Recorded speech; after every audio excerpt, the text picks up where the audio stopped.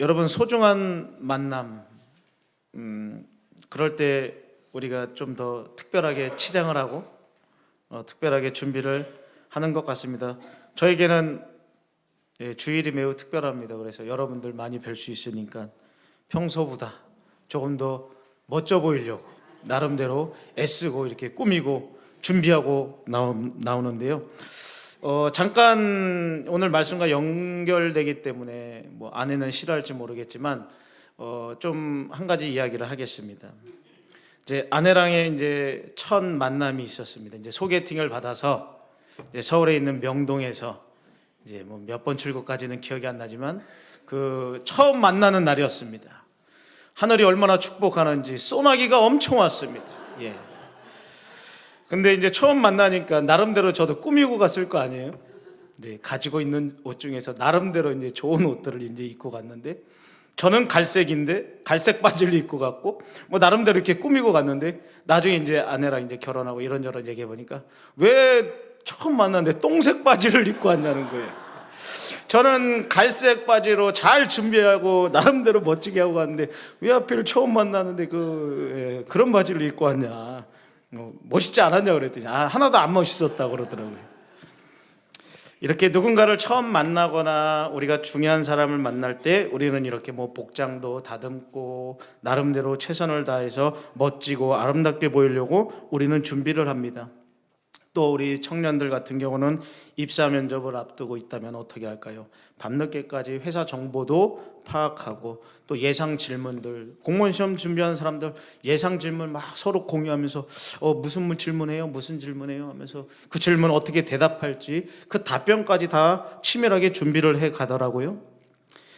그렇다면 우리가 하나님과의 만남을 위해서는 얼마나 준비하고 있는가 한번 질문해 보는 거죠. 오늘 본문에 등장하는 세례 요한, 이 질문을 우리에게 던져주고 있습니다. 마가복음은 예수님의 공생애를 기록하면서 가장 먼저 세례 요한의 사역을 소개하고 있습니다. 이는 우연이 아니라는 것입니다. 하나님께서는 메시아의 오심에 앞서서 백성들의 마음을 준비시키고자 세례 요한을 준비하셨습니다. 세례 요한을 통해서 그 준비의 메시지를 전하게 하신 거죠. 오늘 말씀을 통해서 메시아를 맞이하기 위해서 우리는 어떤 준비를 해야 하는가, 그리고 그 준비 과정에서 우리에게 요구되는 것은 무엇일까에 대해서 잠깐 은혜를 나누도록 하겠습니다. 먼저 우리가 주목해야 될 것은요, 이 메시아의 오심, 이것은 갑작스럽게 일어난 사건이 아니라는 것입니다. 하나님께서 오래전부터 준비하시고 약속하신 그 섭리적 사건이라는 점을 우리는 기억해야 합니다. 오늘 마가복음의 이 복음의 서의 시작부터 구약의 두 예언을 인용하게 되는데요. 보라, 내가 내 사자를 보내리니 그가 내 앞에서 길을 준비할 것이다 라고 말하는 것은 말라기 3장 1절 말씀을 인용한 거고요. 광야에서 외치는 자의 소리가 있어 이르되 너희는 주의 길을 준비하라, 그의 오실 길을 곧게 하라 라는 말씀은 이사야 40장 3절 말씀을 인용하면서 마가는 오늘 성경을 이와 같이 기록하고 있는 것입니다.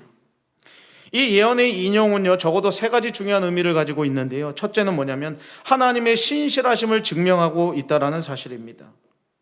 계속해서 뭐 오전에도 그러고 하나님의 신실하심, 하나님의 성품에 대해서 우리가 자꾸 말씀을 듣다 보면 깨닫게 되는데요.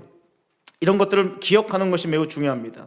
먼저 하나님의 신실하심, 선지자들을 통해 약속하신 말씀이요, 수백 년의 시간이 흐른 뒤에 정확하게 성취되고 있다라는 사실입니다. 사실은 하나님의 신실하심을 이와 같은 것은요, 정말 명확하게 보여주는 거예요. 그리고 이 마가복음이 쓰이고 예수님이 이 신약 시대에 이와 같은 로마 시대에 오게 된 것도요, 사실은 하나님이 복음이 만방에 전파될 수 있는 모든 상황이 준비되니까 그때 예수님이 딱 태어나신 거거든요. 이런 모든 과정들을 생각해 볼 때 하나님은 수백 년 전에 이와 같은 예언을 하셨고, 세례 요한이 나타나서 주의 길을 예비할 귀한 사자를 보낼 거야, 바로 그 사자가 세례 요한이라고 오늘 성경은 말하고 있는 것입니다. 이처럼 하나님께서는 자신의 약속을요, 반드시 지키기 위하여 오늘도 쉬지 않고 일하시는 분임을 우리는 깊이 깨달아 알기를 바랍니다. 두 번째로 구원 역사의 연속성을 보게 됩니다.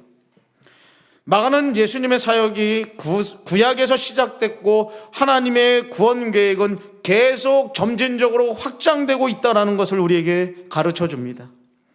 구약과 신약은요, 단절되어 있는 책이 아닙니다. 마치 많은 사람들이 오해하는 게 구약의 하나님은 엄청 무서운 하나님, 신약의 하나님은 무조건 다 품어주시고 안아주는 하나님이라고 생각하지만 성경을 자세히 보시면 구약이나 신약이나 하나님은 늘 동일하신 하나님이었음을 우리는 알 수 있습니다.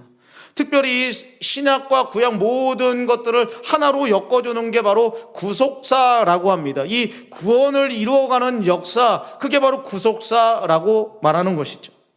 그래서 이 구원 역사, 구원 계획이요, 창세기 3장에서부터인가 하나님이 그들을 가죽 옷을 지어 입혀주잖아요. 거기서부터 시작이 되는 거예요. 아담과 하가 타락하자마자 하나님은 벌써 구원 계획을 계속 약속해 주시고 구원의 계획이 아브라함을 통해서 계속 확장돼서 결국은 예수 그리스도, 다윗의 아들 예수 그리스도라는 그분을 통하여서 이와 같은 역사가 일어나게 될 거야라는 구속사 관점에서 연속성을 가지고 계속 말씀하고 있다는 사실입니다.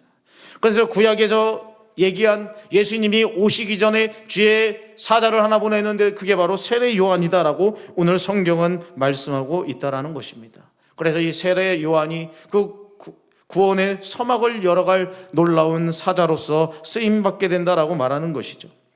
그리고 세 번째로는 길을 준비하라는 명령을 통하여서 이것이 매우 시급한 일임을 강조하고 있다라는 사실입니다. 여러분, 고대 근동에서요, 왕이 방문하게 되면요, 그의 길을 미리 정비하고 준비하는 것이 관례였다고 합니다. 마찬가지로 메시아의 오심을 앞두고 영적으로 준비할 수 있는 세례 요한을 준비시키고 그를 보내게 된 것도 마찬가지죠. 진정한 왕, 만왕의 왕이 오시는 그 길을 예비할 수 있도록, 준비할 수 있도록. 근데 그 예수님이 금방 오실 거야, 속히 오실 거야 라는 시급성을 가지고 이와 같은 일을 준비하게 하셨다라는 사실입니다. 특별히 오늘 광야에서 외치는 자의 소리가 있다라고 하는데 이 광야라는 공간은요, 상징성이 매우 중요합니다. 광야는 이스라엘 역사에서 특별한 의미를 가지는 장소입니다. 우리는 광야하면 어떤 생각이 들어요? 광야, 사막 뭐 이렇게 되면 어떤 생각이 듭니까? 아, 뜨겁겠다. 네. 아, 목말라. 뭐 이렇게 생각할 수 있고, 아, 광야 너무나도 힘들겠다. 근데 이스라엘은요, 좀 달라요. 이스라엘은요, 광야하면 뭐가 떠오를까요? 광야에서 역사하셨던 하나님을 떠올리는 거예요. 그들에게 광야는요, 괴롭고 힘든 장소만이 아니라 하나님이 놀라운 은혜와 역사를 경험했던 장소가 바로 광야라는 장소입니다. 그들은 광야에서 하나님의 인도하심을 받았고요, 광야에서 하나님을 만나기도 했던 선지자도 있었습니다. 광야에서 율법을 이스라엘 백성들은 받기도 했죠.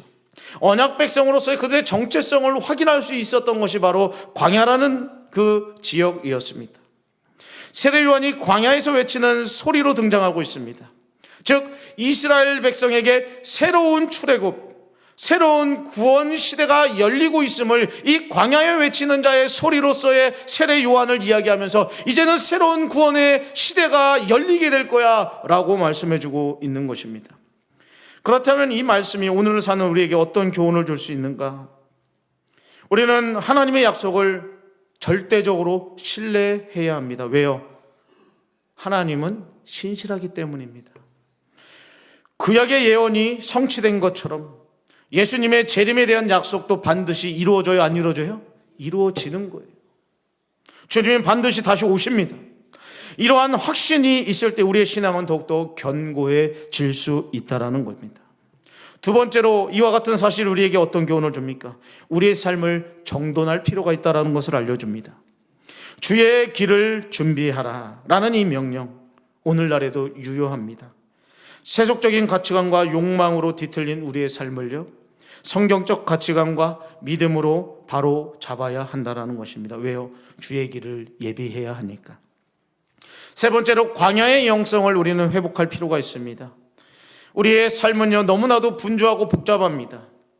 우리에게도 광야와 같은 고요한 시간, 하나님을 만날 만한 시간, 하나님의 역사를 경험할 수 있는 광야라는 공간에 우리가 하나님의 음성을 더욱더 선명히 들을 수 있는 그 장소가 있어야 한다는 사실입니다. 하나님께서는 지금도 예언의 말씀 성취해 가고 있습니다. 우리가 해야 할 일은 뭘까요? 그 하나님을, 신실하심을 계속 믿는 거예요. 그게 믿음입니다. 오늘도 하나님은 일하실 거야. 메시아의 길을 준비하는 것, 우리의 삶 속에서 그분의 길을 막고 있는 모든 장애물을 하나하나씩 정리해 나가는 것. 예전에 기도원에서 들은 예화인데요, 이게 지금 우리에게 맞나 안 맞나는 잘 모르겠어요. 그러나 오늘 말씀과는 맞는 것 같습니다. 하나님이 어떤 쓰실 사람을 준비를 한대요. 근데 그 사람을 쓰기 위해서는 가지치기를 한다고 하더라고요. 그러니까 나무랑 비교하는 거예요. 우리가 나무를 목재로 쓸 때 어떻게 합니까? 나무를, 기둥을 잘라가지고 나무를 가지를 치지 않습니까? 그러면서 하나님 앞에 쓰임 받으려면 가지치기를 해야 됩니다. 뭐 이런저런 이야기를 하시더라고요. 그렇습니다. 우리가 주의 길을 예배하기 위해서는요, 우리 그 장애물 되는 것들을 하나하나 가지치기 할 필요가 있습니다. 요즘 사람들 유행이 소확행 아닙니까? 요즘 세상 사람들도 소확행을 외치고 있어요. 너무 많은 거 복잡하게 하지 말자. 꼭 필요한 것만 좀 하면서 삽시다. 그렇습니다. 우리가 하나님의 오실 길을 예비하기 위해서는 끊어내야 될 것들이 있다는 거예요. 그래서 그분을 맞이할 준비를 하며 살아갈 필요가 있다는 것입니다. 두 번째로 우리는 회개를 통한 준비가 필요합니다. 4절에 보니까 뭐라고 말씀합니까? 세례 요한이 광야에 이르러 죄사함을 받게 하는 회개의 세례를 전파했다라고 성경은 기록합니다. 여러분, 여기서 메시아를 맞이하기 위해서 구체적인 준비하는 방법, 그게 뭐라고요? 회개라는 것입니다. 회개. 세례 요한이 전한 회개의 세례는 무엇입니까? 당시 유대교의 정결의식과는 본질적으로 다른 것입니다. 유대교의 정결의식은요, 반복적으로 행해지는 외적인 씻음이었지만 세례 요한이 말하는 이 세례를 통한 회개하는 이 회개의 세례, 내면의 근본적인 변화를 요구하고 있었다라는 사실입니다.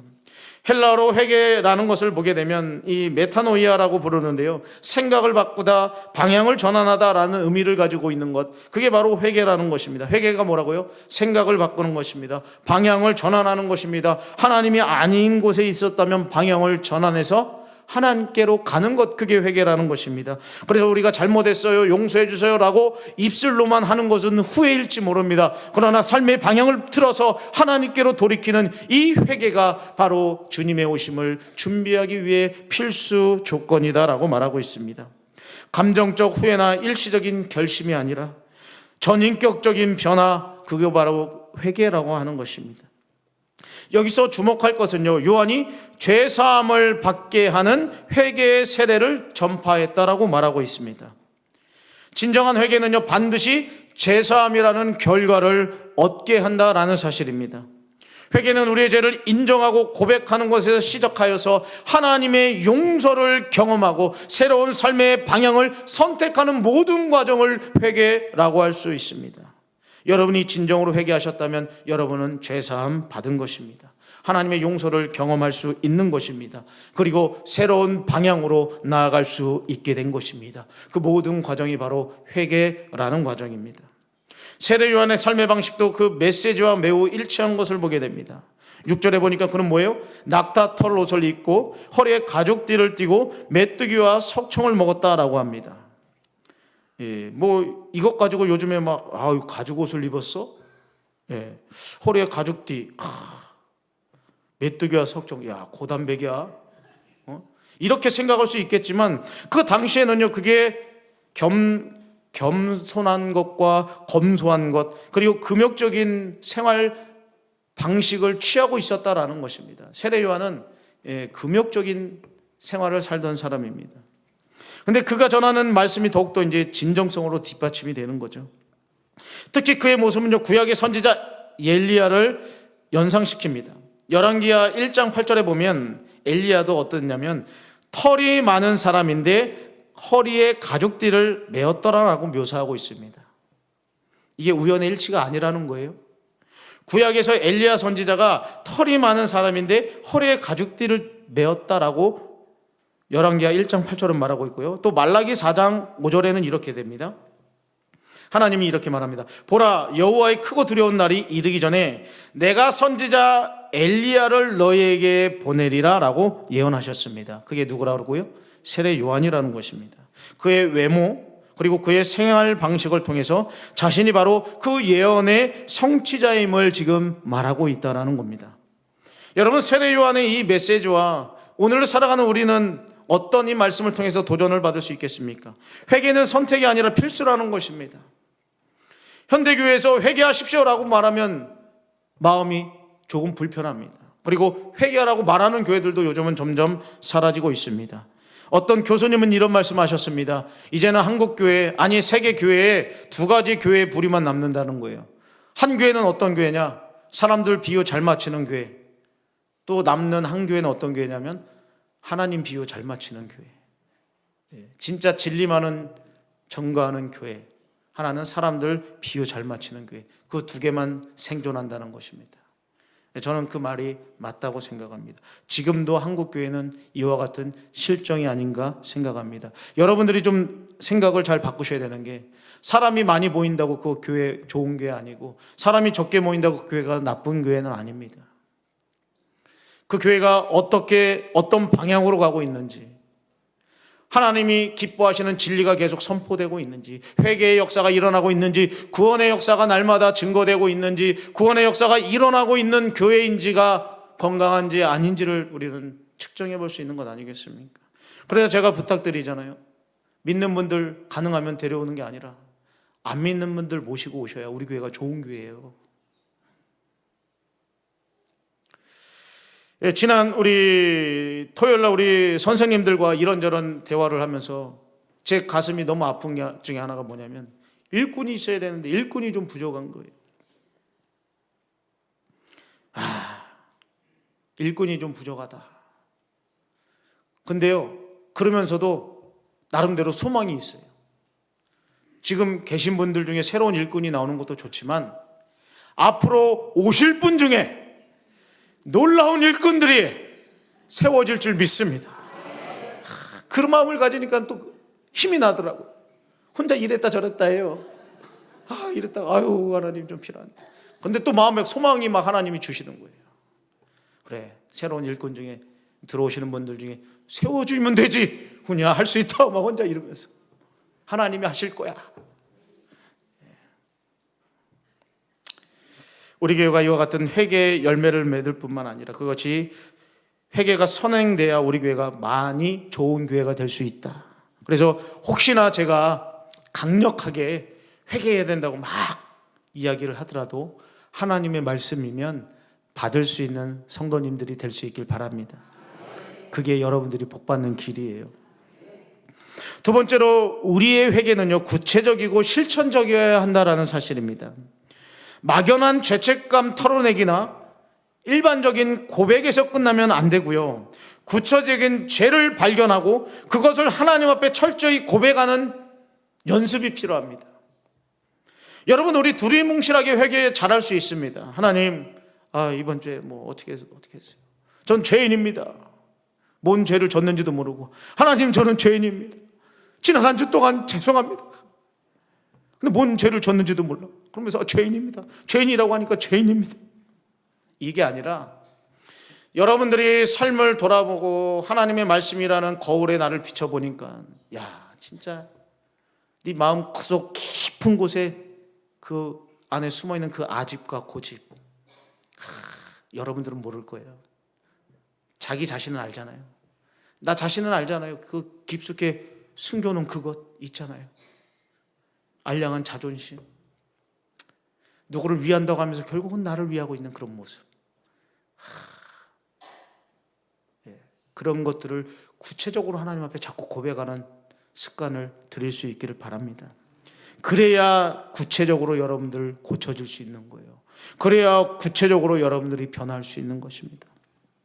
동시에 그 죄에서 돌이켜서 새로운 삶의 방식을 선택할 수 있는 실천적인 결단이 있어야 된다는 사실을 기억하며 그런 삶이 되어줄 수 있도록 여러분 자신을 더욱더 돌아볼 수 있길 바랍니다. 또 나아가서 우리의 삶의 방식이요, 우리의 메시지와 일치할 수 있도록, 정말 이거는 말씀을 전하면서도 너무나도 부끄러워요. 저는 진짜 하늘에 가면 매를 더 많이 맞을 거예요 아마.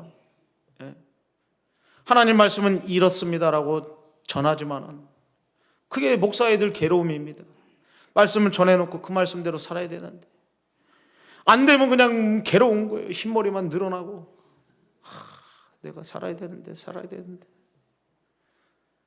그 말씀대로 살려다 보면 내가 죽어야 되는데.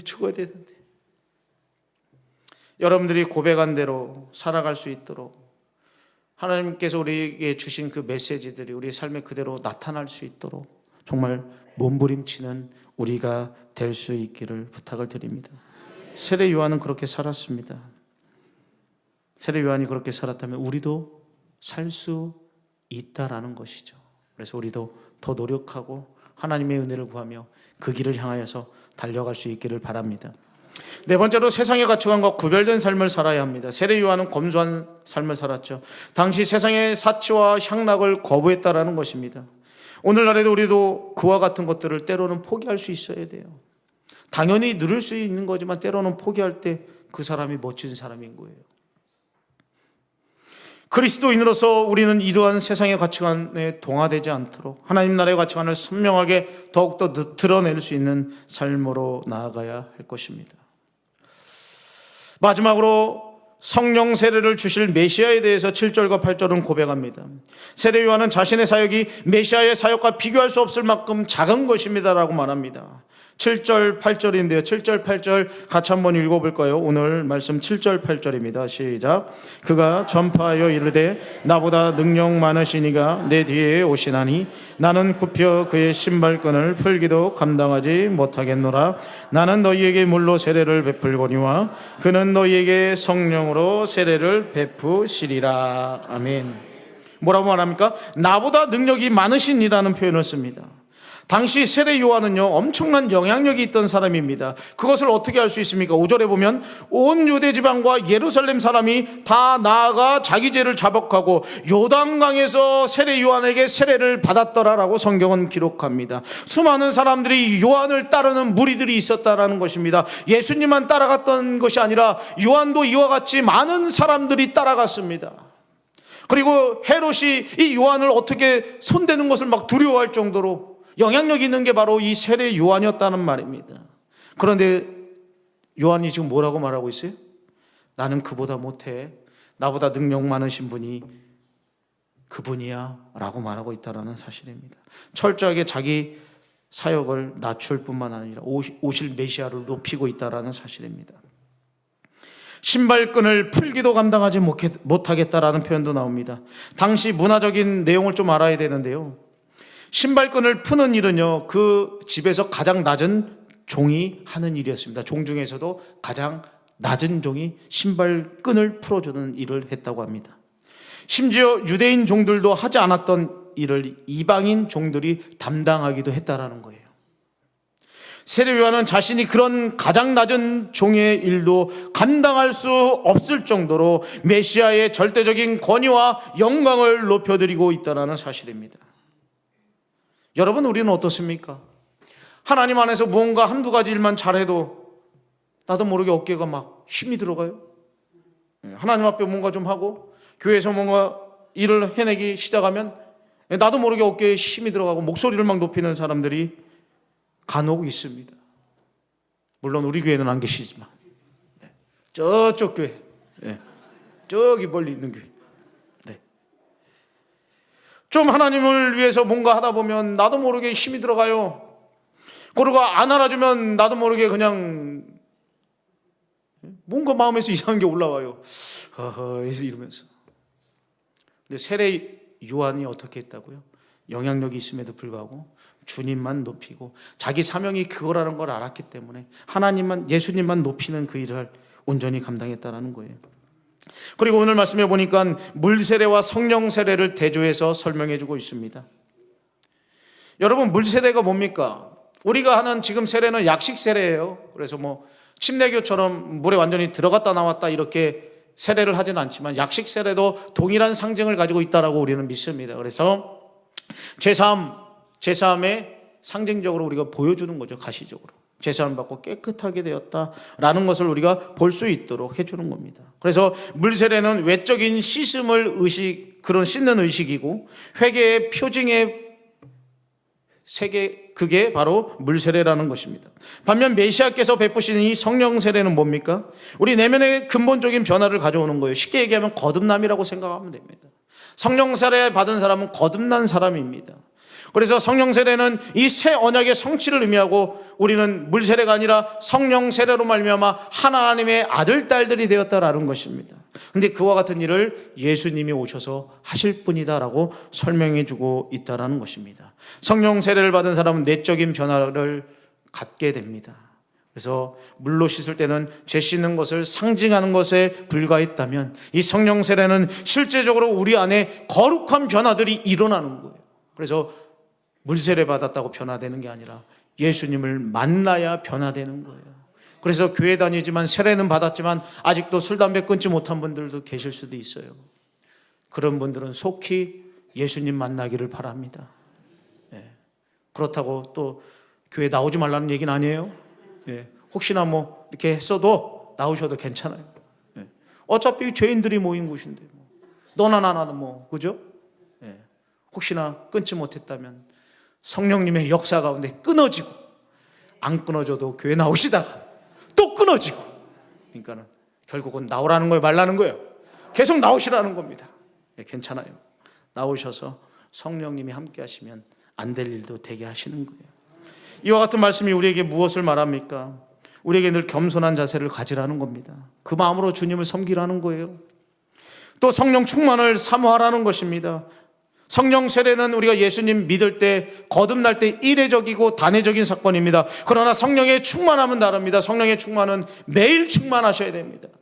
성령의 충만은 말씀의 충만이죠. 하나님이 이끄시는 대로 순종하는 게 성령 충만한 사람들입니다.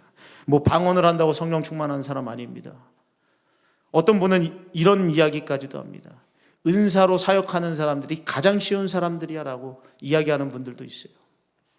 여러분, 저도 물론 병낫게 하는 은사가 있기를 원하는데요.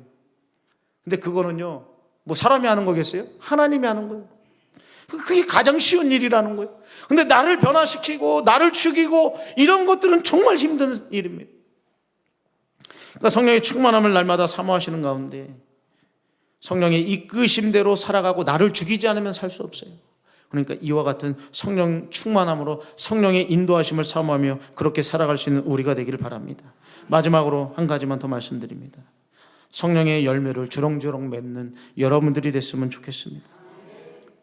그래서 사랑과 희락과 화평과 오래 참음과 자비와 양성과 충성과 온유와 절제, 이와 같은 삶의 열매가 여러분들에게 많아질 뿐만 아니라 성령의 능력으로 복음을 전할 수 있는 그런 자리까지 나아가는 우리 모든 삶이 될 수 있기를 바랍니다. 말씀을 맺도록 하겠습니다. 오늘 말씀, 메시아를 맞이할 준비되었는가? 여러분들은 준비되셨습니까? 어떤 준비를 하고 있습니까? 우리는 어떤 준비를 해야 하겠습니까? 주님의 오심, 하나님의 신실하심, 언약의 성취였습니다. 그렇다면 다시 오신다고 하신 하나님의 말씀 온전히 이루어질 줄 믿습니다. 반드시 다시 오시기 때문에 우리는 준비하는 삶을 살아야 됩니다. 또한 메시아를 맞이하기 위해서는 철저하게 회개가 필요합니다. 회개는 삶의 방향을 바꾸는 것입니다. 우리의 잘못된 더러운 습관들을 버리는 것입니다.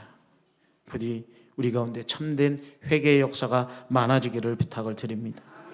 메시아께서는 우리에게 성령으로 세례를 주셨습니다. 우리가 하나님의 아들, 딸 되게 하셨단 말입니다.